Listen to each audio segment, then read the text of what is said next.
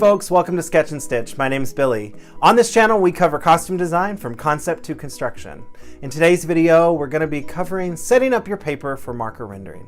So let's hop on in. This is the process I use to transfer my drawings to cardstock to get them ready for marker rendering. There are many methods that you can use. This is simply mine. First, you're going to start out with your drawing. I put all of my drawings on vellum. I like the thickness of the paper and it's easy to work with and you can see below it. The beauty of this paper is that you can see through it. It's translucent, so you can put all of your croquis or any of your figures underneath and see exactly what you want to trace.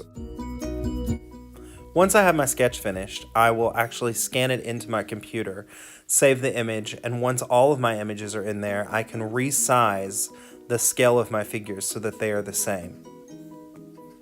Once you've scanned in all of your sketches, you import them into any program that you choose and pick a font. This is the font I picked for Midsummer Night's Dream. It allows you to have consistency for all of your renderings. Once I have my font, I will print everything off on cardstock. I like the fact that it gives the rendering a little bit more body. I then take the sketches on the cardstock to my director for approval. Once the director has approved all of your sketches, the next challenge is how to get the sketches ready for marker rendering. Now you're going to go back to the program that you laid out your rendering and your font in. You're going to do some printing, and this is going to save you a ton of time in the long run. It's also going to make for great presentation. To get your marker paper ready, you're going to need to trim it. Since it's 9 by 12 and you need to print it 8.5 by 11, simply trim off what you don't need. Marker paper is great because it is translucent, so you're going to be able to see any of your rendering that is below. I personally use Strathmore, and you can see what I'm saying. It's easy to see through. Now you're going to take your trimmed paper and run it through your printer. You're going to print just the labels from your rendering. Printing on your marker paper is going to save you a ton of time. It's also going to keep all of your renderings look consistent, and presentation is the key. And then you're going to take cardstock, which is a little thicker, and you're going to print just your sketch. So if this is what it looks like with everything, you're going to take your marker paper with your titles and the cardstock with just the actual figure. Once you've printed on the cardstock and your marker paper, you're simply going to smush the layers together. I really like the fact that this gives you a strong presentation, and presentation is something you should really be aware of as a young designer. When you're a young designer, there are a lot of things that are frustrating. Drawing could be one of the things that maybe is hard for you. You can always control your presentation by using the computer for fonts and taking extra time when trimming all of your paper. The way that I combine the layers is by using scrapbooking adhesive squares. I really think that they hold strong, they're acid free, so they won't cause any damage.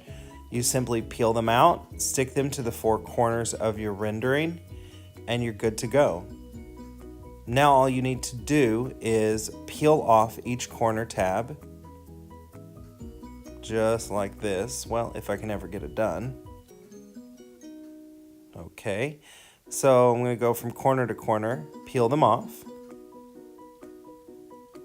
Now I'm going to take my marker paper and line up the corners, and then just gently press them down, really making sure all of the corners line up very precisely. Smooth that out and press down the corners.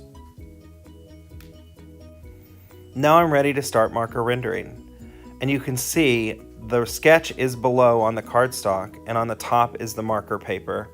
And now I can see my sketch without having to worry.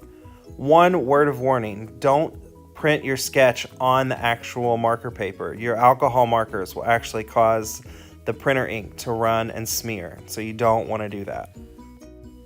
So now you're ready for marker rendering. I'm actually going to show you some of the other renderings that I've produced for shows. Each time I pick different style fonts that showcase the style of the show that I'm working on. I hope this technique helps when you lay out your marker rendering.